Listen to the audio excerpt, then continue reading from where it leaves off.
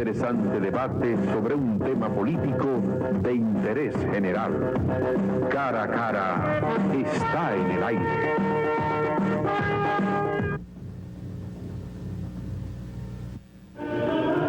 Con los estandartes de Castilla, de León y la cruz del Evangelio, levaron anclas las carabelas, zarparon de España con destino al poniente.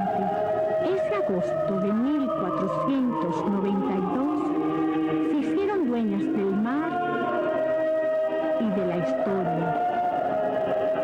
A bordo, hombres de osadía y ambición, cara a la suerte por rutas inexplorables.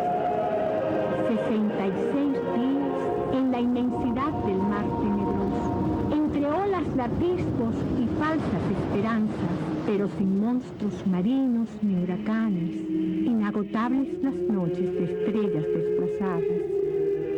Y atravesaron lo desconocido. Bienvenido a este programa Cara a Cara, espacio donde siempre presentamos temas de interés general.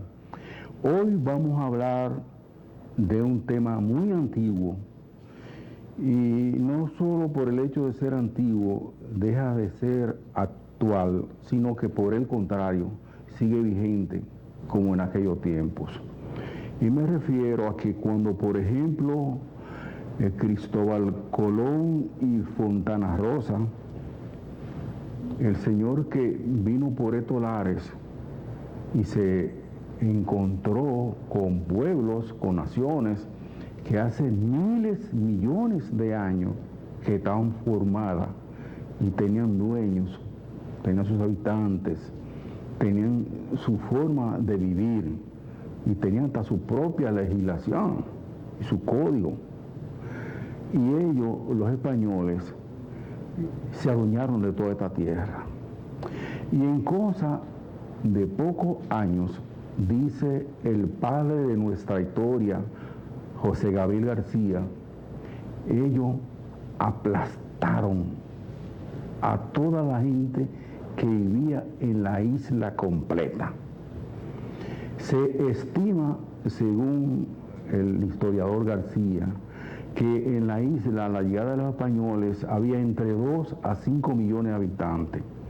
Imagínese usted, si en 38 años no queda un nativo en pie en esta isla, ese es uno de los más grandes genocidios que pueda recordar la humanidad. ¿Y qué ocurre? Que precisamente algunos curas que vinieron en uno de los viajes de Cristóbal Colón y su séquito, pegó el grito al cielo, porque lo que esa gente estaba haciendo con los nativos de esta isla era inaceptable. ¿Y qué ocurre? Que precisamente se efectúa una ceremonia religiosa no hecha por los indios, que eran politeístas, o sea, que creían en más de un dios. Y cada indio tenía en la puerta de su casa un dios, y el vecino tenía otro diferente, y el otro vecino otro distinto, y así. Entonces, no, era una misa de la iglesia que los invasores españoles le habían impuesto al nativo. Y esa misa ha pasado a la posteridad, no por lo que significó esa ceremonia religiosa, sino por lo que se dijo ahí. Fray Antoine de Montesinos, un sacerdote español, puso el grito al cielo con relación al genocidio que estaban haciendo su gente, los españoles, a los nativos de esta tierra. Y le demandó respeto, le mandó trato, le mandó humanidad, sí que la tenían, y le mandó consideración hacia ese grupo de gente. Y así no solamente Montesinos, sino otro, Fray Manuel Panet, el padre de la casa y otros, fueron en cierto modo elementos de la religión y españoles que determinaron que había que ponerle un costo a esta barbaridad que estaban haciendo esa gente en esta isla. Entonces, en esa misa, Montesinos, en su sermón de Adviento, le demandó a los españoles poner final a esta barbaridad que ellos estaban haciendo en todo el sentido de la palabra, porque no solamente era el saqueo a la riqueza nativa, como ahora que todavía hay empresas como por ejemplo la Barrigol que sigue robándose el oro de este país a pesar de los gobiernos y los gobiernos. Y en aquella etapa también los españoles se adueñaron de todas las riquezas que notaron aquí, como si ellos fueran los dueños de estas naciones, los dueños de estos pueblos.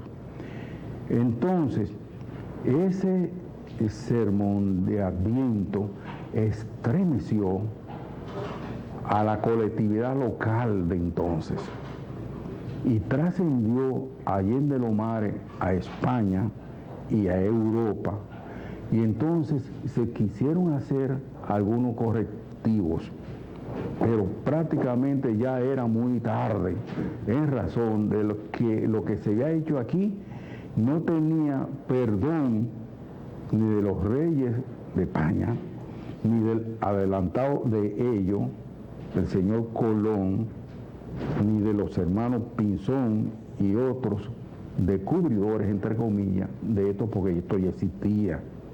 Entonces, nosotros hoy vamos a presentar un trabajo bastante documentado relativo precisamente a ese sermón que debiera ser sinónimo de queja, sinónimo de lamento y sinónimo de protesta, porque no es un solo sermón, ha habido varios sermones. Por ejemplo, más reciente, la pastoral de la Iglesia Católica en la etapa del generalísimo doctor Rafael Leonidas Trujillo y Molina, que igual que los españoles se creía que esto era de él, y la Iglesia quiso poner un freno a eso y chocó con la dictadura. Y eso provocó persecución a sacerdotes, extrañamiento, amenazas y cuanta diabluras habidas por haber que se le ocurre a los tiranos y a los pseudo tiranos. Pero además, entonces, viene otra línea en ese sentido, cuando, por ejemplo, un mexicano se aparece en la reunión de Davos, donde estaban los dignatarios de muchísimos países. Entre ellos había un dignatario de un país que, a pesar de los españoles de aquella época, y todavía hoy en día, tiene la mayoría de su población de origen indígena, que es Bolivia. Y ahí estaba el primer presidente, hijo directo de indio, en esta parte del mundo, que es el presidente de Bolivia, Evo Morales, quien ha dicho, pues, que España tiene que pagar toda la barbaridad que hizo aquí. Y lo propio hizo un dirigente indio mexicano, que es muy recordado porque demandó de que España le devolviera con una indemnización todos los crímenes y toda la barbaridad hecha a estos países, entre ellas el robo de 185.000 kilos de oro y 16 millones de kilos de plata, que eso los españoles les robaron a los nativos, sin incluir todo lo muerto y todo el saqueo de otras riquezas que hubo. Además, nosotros hoy vamos a presentar un trabajo bien documentado relativo a eso, al sermón de Adviento y a la queja de la Iglesia Católica de aquella época, que es tan desacreditada, está en estos tiempos, por cuántas cosas la gente está enterada, entre ellas, por ejemplo, la pedofilia, la indiferencia de la jerarquía de la Iglesia Católica allá y aquí. Y la cosa sobre Cosa Nostra, o sea, la Cosa Nostra del Vaticano relativa precisamente al manejo de múltiples millones y millones de recursos en un banco donde gente que lavan dinero en otros países van a tratar de purificarlo en el Banco del Vaticano. Eso y mucha otra cosa más. Luego los siguientes mensajes. Ahora puedes resolver todas tus diligencias bancarias y hacer tus depósitos donde compras el arroz, realizar tus recargas donde te arreglan, hacer todos tus retiros donde compras tus recetas y guardar esos clavos donde compras el martillo. Todo esto y más en nuestra red de subagentes Cerca Banreservas, disponible para ti en todo el territorio nacional. Realiza gratis tus retiros, depósitos, recargas, pagos de tarjetas, consultas, transferencias entre cuentas, pago de multas y trámites de licencias. Subagente bancario Cerca Banreservas, tu banco fuera del banco. Banreservas, el banco de los dominicanos.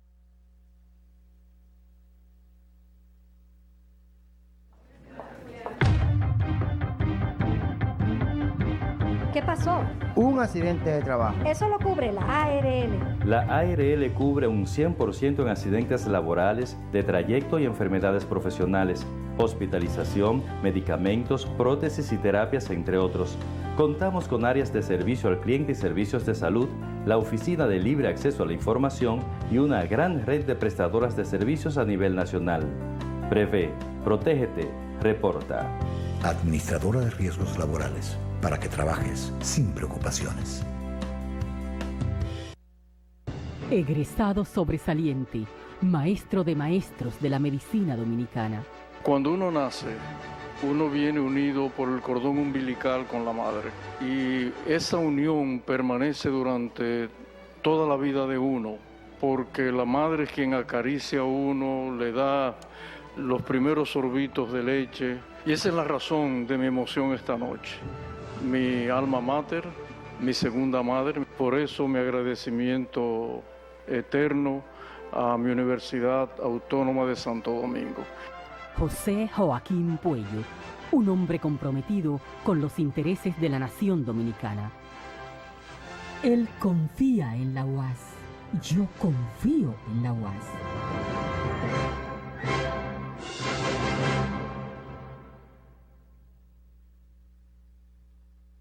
¿Por qué es importante un sistema de pagos moderno y eficiente? Ha llegado el fin de mes y esperas la entrega de tu sueldo. Ya has calculado el pago de tus cuentas. Préstamo, casa, carro, luz, teléfono, estudios, comida. Pero imagina que solo te pudieran pagar en efectivo. Y no existen instrumentos de pago modernos y confiables que te faciliten cumplir a tiempo con tus compromisos. Esto afectaría tu vida diaria y también la vida de tus relacionados y de las demás personas. Quedarías mal.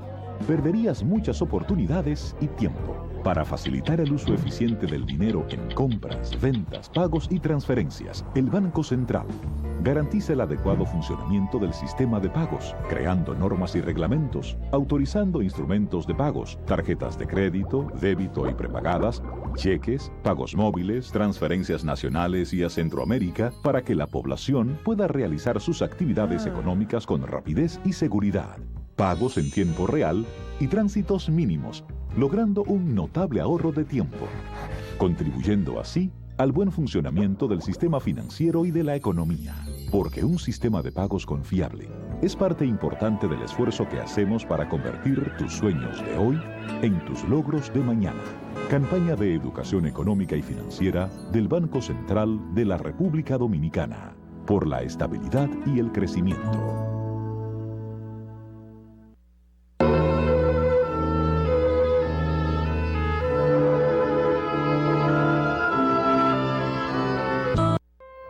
Atendemos casos, ayudamos personas.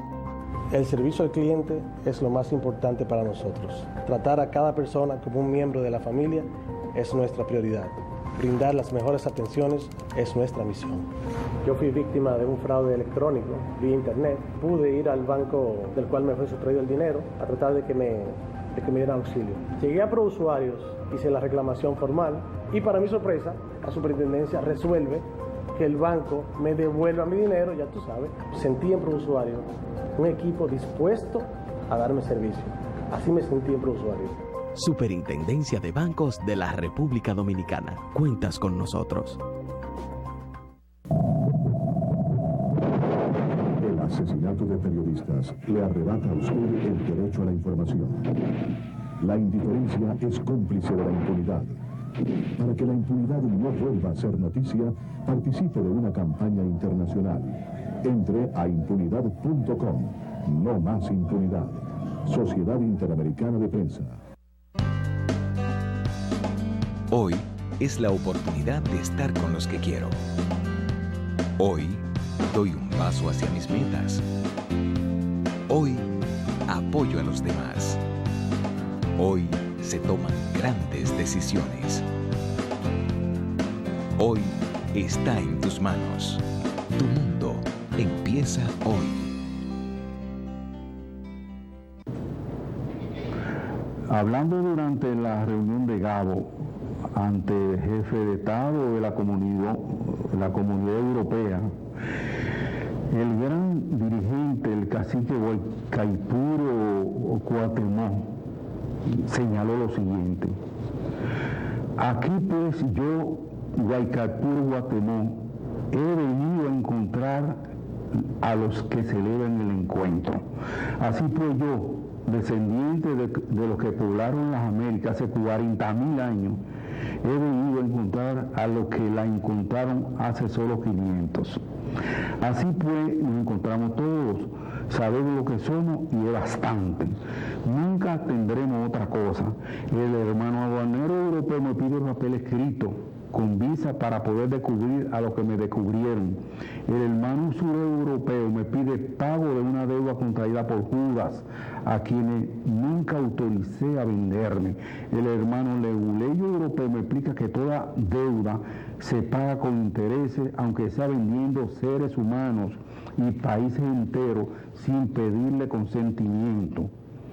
Yo lo voy descubriendo. También yo puedo reclamar pago y también puedo reclamar intereses. Consta en el archivo de Indias, papel sobre papel, recibo sobre recibo y firma sobre firma, que solamente entre el año 1503 y 1660 llegaron a San Lucas de Barrameda 185.000 kilos de oro y 16 millones de kilos de plata proveniente de América. ¿Saqueo?, pregunta Cuauhtémoc, y él se responde: no lo creyera yo, porque sería pensar que los hermanos cristianos faltaron a su séptimo mandamiento. Expoliación, guárdame para sí de figurarme que los europeos como Caín matan y niegan la sangre de sus hermanos. Genocidio, eso sería dar crédito a los calumniadores como Bartolomé de la Casa, que califican el encuentro como destrucción de la India, o a Ultroso como Arturular Pietri, que afirma que el arranque del capitalismo y la actual civilización europea se deben a la inundación de metales preciosos. No. Esos 185.000 kilos de oro y 16 millones de kilos de plata deben ser considerados como el primero de muchos otros préstamos amigables de América destinados al desarrollo de Europa. Lo contrario sería presumir la existencia de crímenes de guerra, lo que daría derecho no solo a exigir la devolución inmediata, sino la indemnización por daños y perjuicios. Yo, Guaycaipuro Cuauhtémoc, prefiero pensar en lo menos ofensiva de esta hipótesis. Tan fabulosa exportación de capitales no fueron más que el inicio de un plan Marshall-Tezuma para garantizar la construcción de la bárbara Europa, arruinada por sus deplorables guerras contra los cultos musulmanes, creadores del álgebra, la poligamia, el baño cotidiano y otros logros superiores de la civilización. Por eso, al celebrar el 5º centenario del empréstito, podremos preguntarnos, ¿han hecho los hermanos europeos un uso racional, responsable o por lo menos productivo de los fondos tan generosos adelantados por el Fondo Indoamericano Internacional? Deploramos decir que no. En lo estratégico la despilfarraron en la batalla de Lepanto, en armadas invencibles, en el Tercer Reich y otra forma de exterminio mutuo, sin otro destino que terminar ocupado por las tropas gringas de la OTAN, como en Panamá, pero sin canal. En lo financiero han sido incapaces, después de una moratoria de 500 años, tanto de cancelar el capital y sus intereses, cuanto de independizarse de la renta líquida de materia prima y la energía barata que le exporta y provee todo el tercer mundo. Este deplorable cuadro corrobora la afirmación de Milton Friedman, según la cual una economía subsidiada jamás puede funcionar y nos obliga a reclamarle para su propio bien el pago del capital y los intereses que tan generosamente hemos demostrado todos estos siglos en cobrar. Al decir esto, aclaramos que no nos rebajaremos a cobrarle a nuestros hermanos europeos la viles y sanguinaria tasa del 20 y hasta el 30% de interés por los hermanos europeos le cobran a los pueblos del tercer mundo. No limitaremos a exigir la devolución de los metales preciosos adelantados, como el módico interés fijo del 10%, acumulado solo durante los últimos 300 años, con 200 años de gracia. Sobre esta base, aplicando la fórmula europea de interés compuesto, informamos a los descubridores que nos deben, como primer pago de su deuda, una masa de 185.000 kilos de oro y 16 millones de plata, ambas cifras elevada a la potencia 300, es decir, un número para cada expresión total. Sería necesario más de 300 cifras y que supera ampliamente el peso total del planeta Tierra. Muy pesadas son esas moles de oro y plata. ¿Cuánto pesarían calculadas en sangre? Aducir que Europa en medio milenio no ha podido generar riqueza suficiente para cancelar ese módico interés sería tanto como admitir un absoluto fracaso financiero y o a la demencial irracionalidad de los supuestos del capitalismo. Tales cuestiones metafísicas, desde luego, no nos inquietan, pero sí exigimos la firma de una carta de intención que discipline a los pueblos deudores del viejo continente y que los obligue a cumplir su compromiso mediante una pronta privatización o reconversión de deuda que les permita entregárnoslas enteras como primer pago de la deuda histórica. Cuando el cacique Guaycaipuro Cuauhtémoc dio su conferencia ante la reunión de jefes de Estado de la Comunidad Europea, no sabía que estaba exponiendo una tesis de derecho internacional para determinar la verdadera deuda eterna. Ahora solo resta que algún gobierno latinoamericano tenga el valor suficiente para hacer reclamo ante los tribunales internacionales.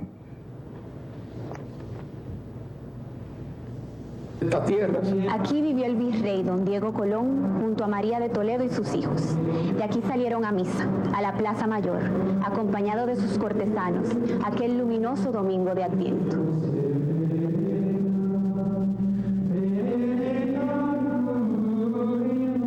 Pater et Filio et Spiritui Sancti.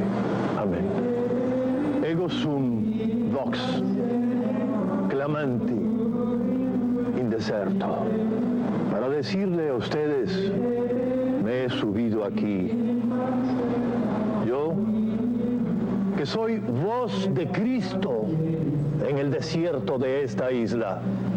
Por tanto, conviene que con atención, no cualquiera, con todo vuestro corazón, con todos vuestros sentidos,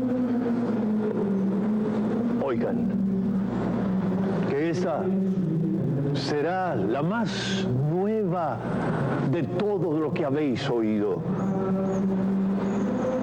más ruda, la más dura, la más terrible y peligrosa que jamás pensasteis oír. Esta voz dice que estáis todos en pecado mortal por las crueldades y tiranías que hacéis a estas inocentes gentes. Decid, ¿con qué derecho y con qué justicia tenéis tan cruel y horrible servidumbre a aquestos indígenas? ¿Con qué autoridad hacéis guerras innombrables a esta gente que vivía mansa y pacífica en sus tierras? Y a miles, a golpe de muerte y de atropellos sin igual.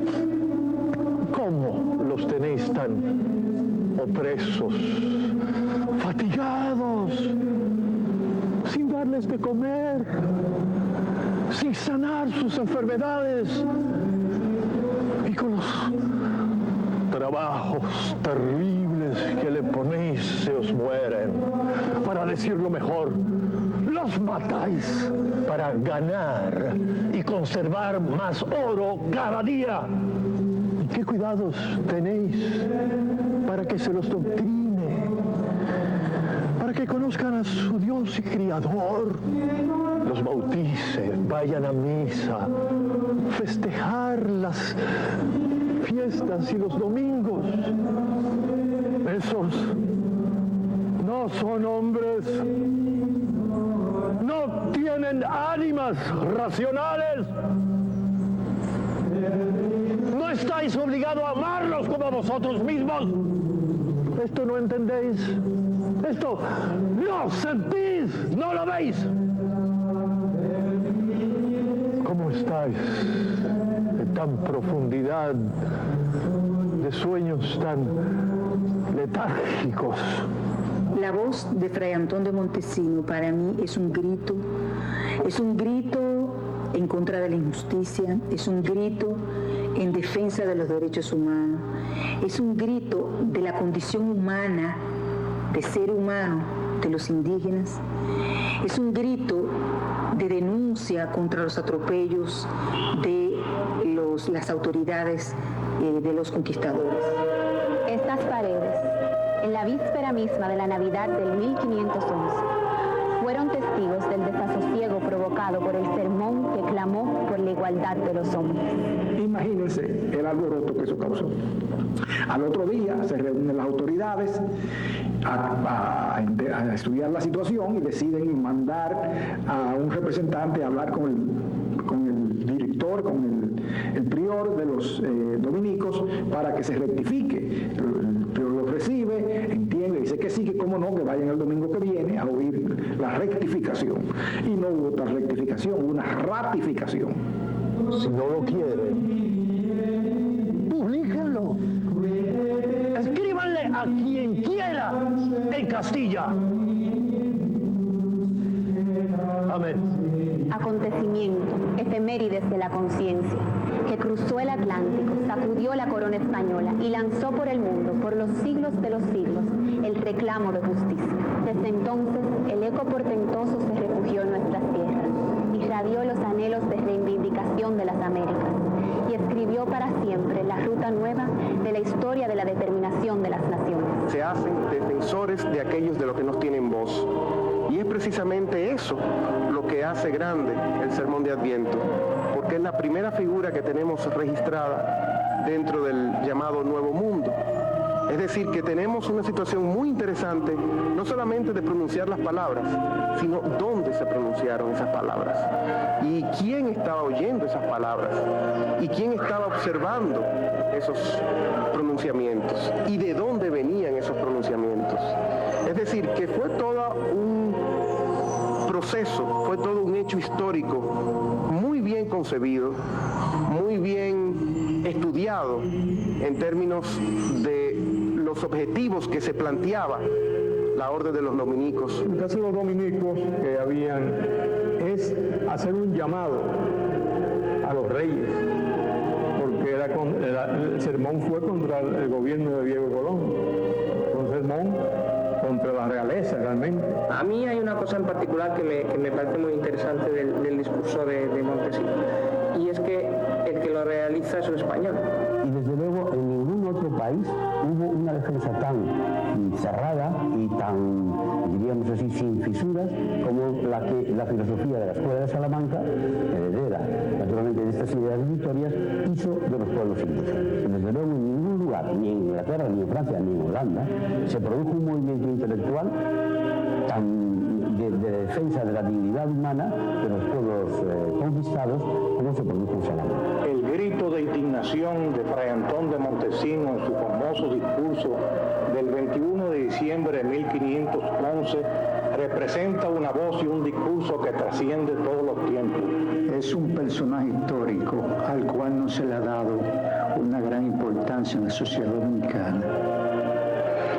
Muchos no conocen el rol fundamental que ha tenido, no tan solo en la historia dominicana, sino también en la historia universal. A mi juicio, es que por primera vez se expone de una manera pública lo que es el concepto del derecho de la gente. A mí me gustaría insistir sobre la importancia que tuvo el elevar la dignidad de la persona humana, hacerla reconocer no solamente en el continente americano, sino en Europa. Y cómo esto ha ido poco a poco trabajando con el paso de los años, con el paso de los siglos, también en toda la historia de la cultura universal. Carta pastoral colectiva del Episcopado de la República Dominicana en ocasión de la fiesta de Nuestra Señora de la Altagracia. 25 de enero de 1960. Al venerable clero y a todos los fieles. Venerables hermanos y amados hijos en Cristo, asumiendo la obligación pastoral de cuidar el espiritual rebaño, confiado por la bondad divina a nuestra solicitud, no podemos permanecer insensibles ante la honda pena que aflige a buen número, profundo pesar y nuestro común sentimiento de dolor, ya que es una obra de misericordia consolar al triste, haciendo propia la frase del apóstol San Pablo: llorar con los que lloran. Romanos 12:15. En medio de esta pena, esperamos con la más viva confianza en la intercesión poderosa de Nuestra Señora de la Altagracia, que por encima de las humanas pasiones, ella hará resplandecer la caridad y la clemencia. A la luz de esas consoladoras verdades, aún mejor podéis comprender, amadísimos hermanos, que la raíz y fundamento de todos los derechos está en la dignidad inviolable de la persona humana. Cada ser humano, aún antes de su nacimiento, ostenta un cúmulo de derechos anteriores y superiores a los de cualquier Estado. Son derechos intangibles que ni siquiera la suma de todas las potestades humanas puede impedir su libre ejercicio, disminuir o restringir el campo de su actuación. Pero ningún comentario humano llegaría a plasmar con visión tan clara y exactitud tan rigurosa las sapientísimas palabras con que su santidad Pío XII, de feliz memoria, declaró en cierta ocasión en torno a la libertad, clima propicio para la actuación de los derechos naturales del hombre.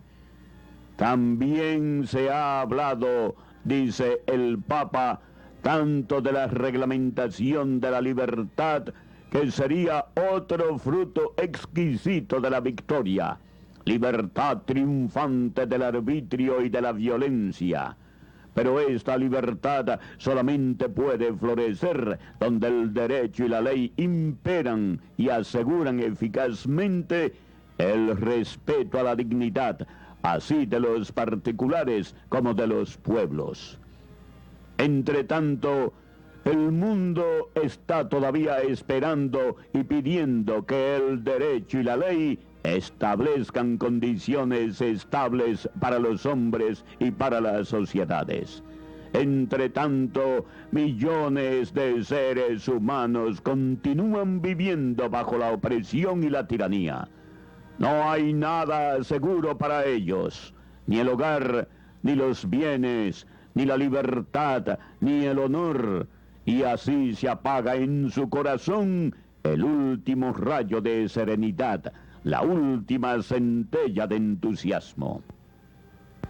En nuestro mensaje natalicio de 1944, continúa el Papa, dirigiéndonos al mundo lleno de fervor por la democracia y ansiosa de ser su campeón y su propaganda, procuramos exponer los principales postulados morales de una recta y sana ordenación democrática.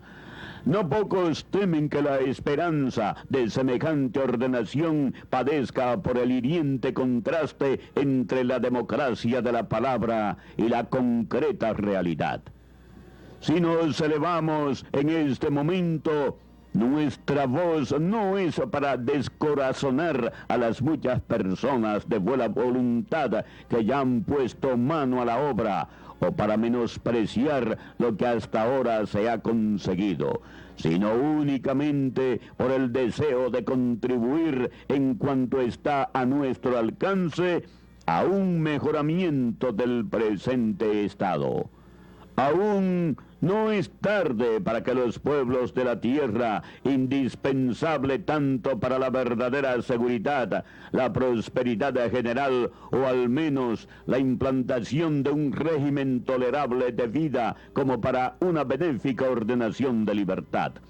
Por eso, la Iglesia Católica, Madre universal de todos los fieles, ha sido en todo momento la defensora más ardiente y más sufrida de esos sagrados derechos individuales.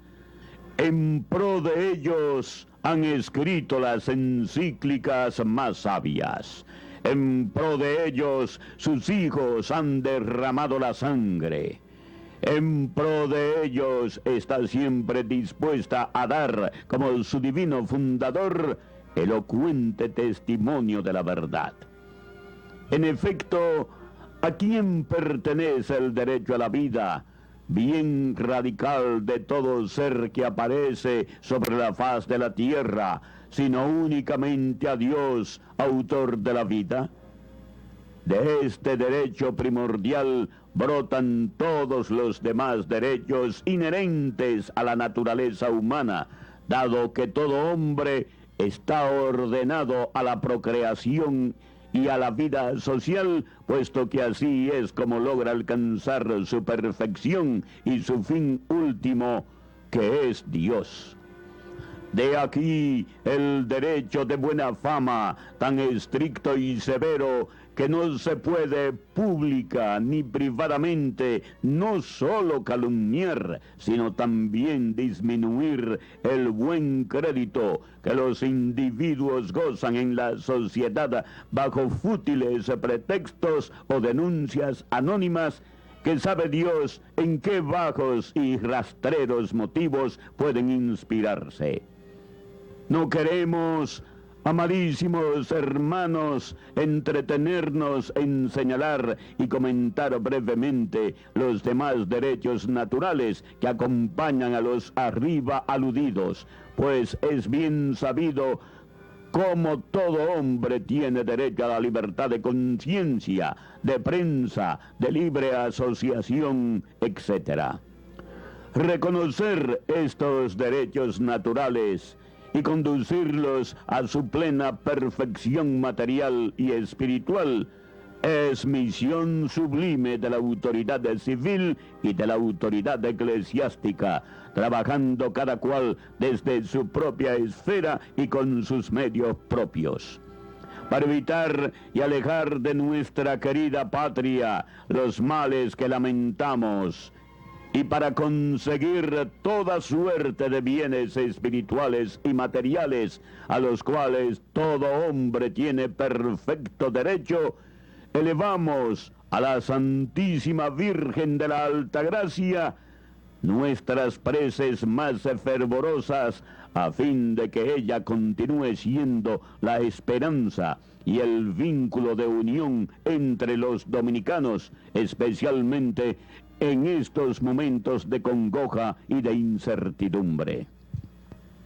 De todo corazón pedimos que clero y fieles supliquen a Dios durante estas celebraciones religiosas en honor de Nuestra Señora de la Altagracia, para que en su benignidad conceda sus abundantes dones y consuelos a los que especialmente se hallen en más grave peligro o en más grave dificultad. Con estas oraciones comunes imploramos a Dios misericordioso que la auspiciada concordia y paz llegue a establecerse y que los sagrados derechos de la convivencia humana que tanto contribuyen al bien de la verdadera sociedad sean por todos debidamente reconocidos, legítima y felizmente ejercidos.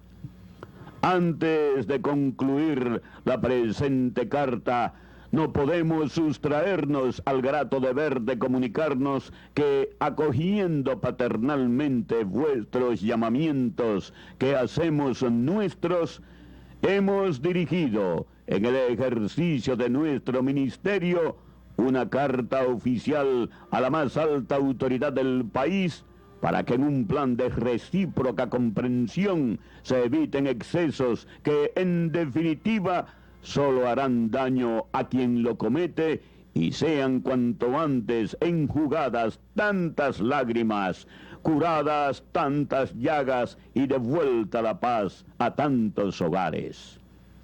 Seguros del buen resultado de esta intervención, hemos prometido especiales plegarias para obtener de Dios que ninguno de los familiares de la autoridad experimente jamás en su existencia los sufrimientos que afligen ahora a los corazones de tantos padres de familia, de tantos hijos, de tantas madres y de tantas esposas dominicanas.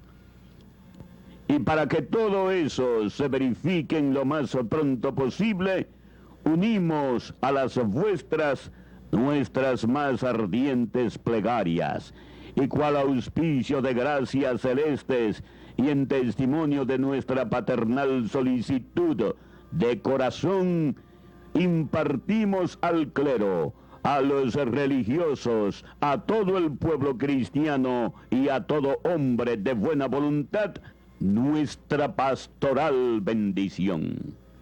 25 de enero de 1960, fiesta de la conversión de San Pablo. El enfado de Trujillo no se hizo esperar, iniciando a partir de entonces toda una campaña de insultos contra la Iglesia Católica en su conjunto, y de manera especial en contra de sus más altos representantes, el nuncio apostólico, Lino Zanini, y los obispos de La Vega, Francisco Panal, de origen español, y Tomás O'Reilly, nativo de los Estados Unidos y obispo de San Juan de la Maguana. En la medida que el tiempo transcurría, los insultos y las acciones represivas contra el clero católico se intensificaban a través de Radio Caribe, del periódico vespertino La Nación y el matutino El Caribe. De igual modo se asusaban manifestaciones callejeras en contra de los obispos de La Vega y San Juan de la Maguana, a cuyas catedrales se presentaban manifestantes trujillistas en repudio de su presencia en el país. Además, como en el caso de San Juan de la Maguana, se realizaron mítines políticos de repudio contra Monseñor Reilly, en vista de la firme oposición de este a la propuesta para que Trujillo fuese consagrado como el padre de la Iglesia Católica en la República Dominicana. Por la vida Su ardor combativo le lleva a denunciar la injusticia social. En su arquidiócesis de Buenos Aires, no tuvo miedo de criticar los efectos demoníacos del imperio del dinero, como la droga, la corrupción y la trata de personas, incluso de niños, y la violencia que destruye familias. Oigámosle clamar en plena calle contra los caínes modernos, las mafias que esclavizan con la prostitución y la explotación del trabajo clandestino. De los caínes modernos. ¿Dónde está tu hermano esclavo? El que estás matando todos los días, en el taller clandestino, en la red de prostitución, porque en esta ciudad está instalado el sistema de trata de personas, ese crimen mafioso y aberrante. Aquí nos están saqueando la vida de nuestros jóvenes, la vida de nuestros trabajadores, la vida de nuestra familia. En esta ciudad se rapta a las mujeres y a las chicas y se las somete al uso y al abuso de su cuerpo. En esta ciudad hay hombres que lucran y se ceban con la carne del hermano. La carne de todos esos esclavos y esclavas, la carne que asumió Jesús, es la misma, y por la cual hoy Jesús está aquí, vale menos que la carne de una mascota. Y eso pasa en esta ciudad. Se cuida mejor a un perro que a estos esclavos nuestros. Se gasta en mascotas en el primer nivel de gastos superfluos. Se idolatra la mascota, está la idolatría de comprar, alquilar, tener un afecto que yo doy como quiero, donde quiero, sin la libertad de la respuesta, ¿verdad? Esto es una caricatura del amor. Y el segundo puesto lo lleva a la cosmetología, cosméticos. El cardenal no ha vacilado en reprochar al gobierno el aumento de la pobreza en su país. Una situación que juzga inmoral, injusta e ilegítima, en una nación que posee recursos necesarios para evitar tales daños. Pero la lucha de Bergoglio no es la de un revolucionario. No le mueve el odio, sino el amor de Cristo, que no busca la condena del pecador, sino su conversión. Por eso dice: nosotros no venimos a protestar aquí, venimos a rezar. Pero públicamente, en la plaza, no nos insultemos. Recemos por ellos también. La pasión por los pobres que le mueve no es invento suyo, le viene de Dios. La pasión de Dios por los humildes y los sencillos. La pasión de Dios por aquellos que son pacíficos, que no hacen pretensión de ser más que los demás.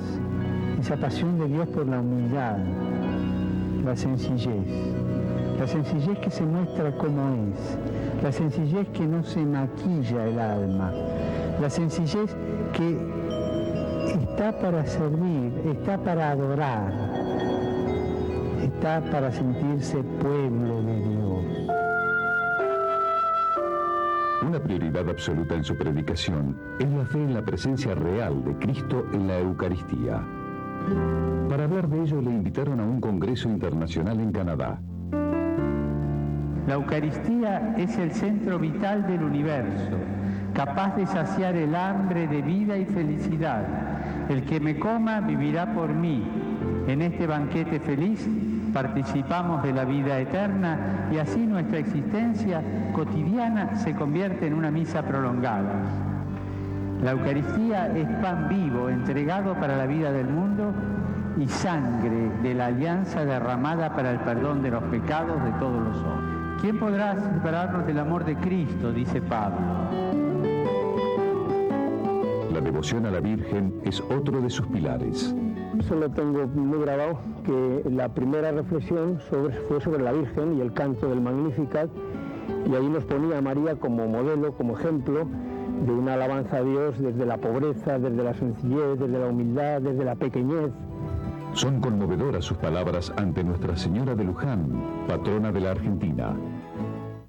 Ahí, donde hay una cruz, en el corazón de cada hijo suyo, está nuestra Madre. Madre, no nos olvides, no nos sueltes de tu mano. Y todos juntos, por 3 veces, te vamos a pedir, Madre, ayúdanos a cuidar la vida. Él insiste también en el respeto muy grande por la piedad popular y por la piedad mariana, como un rasgo típico ciertamente de América y del catolicismo, e insiste también en el aspecto, en el carácter misionero de la fe. Se celebraron unas bodas en Caná y la madre de Jesús estaba allí y fue invitado Jesús con sus discípulos. Primero estaba la madre, como que estaba. Al final, en la cruz, junto a la cruz de Jesús, estaba su madre. Entonces María, la mujer que está. El niño Jesús en el seno de la Virgen es para él imagen del no nacido, a quien hay que proteger por todos los medios. Hay una foto muy bonita que he visto estos días en la que él está dando un beso a un niño en el pie, en la rodilla, y a mí me parecía, de pronto me vino la imagen que tenemos cuando vamos a adorar al niño Jesús en Navidad y vamos a darle un beso. Él lo estaba haciendo así con un niño, con un bebé. El nuevo Papa es también un gran devoto de San José. Aquí él mismo explica por qué. San José es justo. Y ese es su oficio, cuidar, hacerse cargo de eso que le vino inesperadamente, un hijo que él no había engendrado. Hacerse cargo de una mujer a la que amaba, no sabía que lo que estaba cuidando era la vida de la iglesia naciente. El inicio del pontificado del Papa ha sido precisamente el día de San José, un día importante para la Iglesia y un día importante para la familia. Para la Iglesia, San José es el patrono de la Iglesia Universal. En su arquidiócesis de Buenos Aires no tuvo miedo de criticar los efectos demoníacos del imperio del dinero, como la droga, la corrupción y la trata de personas, incluso de niños, y la violencia que destruye familias. Oigámosle clamar en plena calle contra los caínes modernos, las mafias que esclavizan con la prostitución y la explotación del trabajo clandestino. De los caínes modernos. ¿Dónde está tu hermano esclavo? El que estás matando todos los días, en el taller clandestino, en la red de prostitución, porque en esta ciudad está instalado el sistema de trata de personas, ese crimen mafioso y aberrante. Aquí nos están saqueando la vida de nuestros jóvenes, la vida de nuestros trabajadores, la vida de nuestra familia. En esta ciudad se rapta a las mujeres y a las chicas y se las somete al uso y al abuso de su cuerpo. En esta ciudad hay hombres que lucran y se ceban con la carne del hermano, la carne de todos esos esclavos y esclavas, la carne que asumió Jesús, es la misma, y por la cual hoy Jesús está aquí, vale menos que la carne de una mascota, y eso pasa en esta ciudad. Se cuida mejor a un perro que a estos esclavos nuestros. A la Plaza Mayor, acompañado de sus cortesanos, aquel luminoso domingo de Adviento.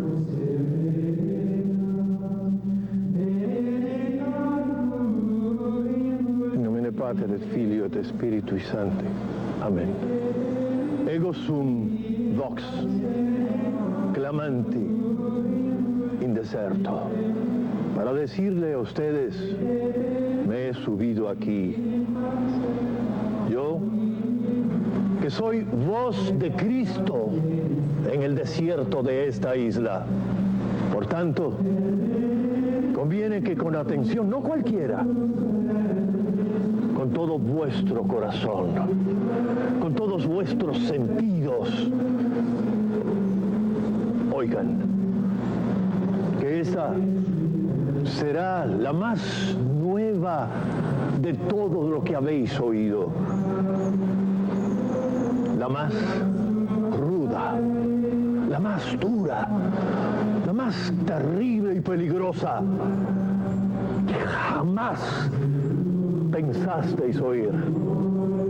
Esta voz dice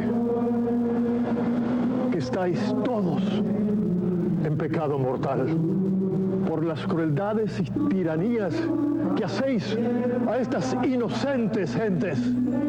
Decid, ¿con qué derecho y con qué justicia tenéis tan cruel y horrible servidumbre a aquestos indígenas? ¿Con qué autoridad hacéis guerras innombrables a esta gente que vivía mansa y pacífica en sus tierras? Y a miles, a golpe de muerte y de atropellos sin igual. ¿Cómo los tenéis tan opresos, fatigados, sin darles de comer, sin sanar sus enfermedades y con los trabajos terribles que le ponéis se os mueren? Para decirlo mejor, los matáis para ganar y conservar más oro cada día. ¿Qué cuidados tenéis para que se los doctrine, para que conozcan a su Dios y Criador, los bautice, vayan a misa, festejar las fiestas y los domingos? Esos no son hombres, no tienen ánimas racionales. No estáis obligados a amarlos como a vosotros mismos. Esto no entendéis. Esto no sentís, no lo veis. ¿Cómo estáis en tan profundidad de sueños tan letárgicos? Popular, siempre a tu lado, presentó.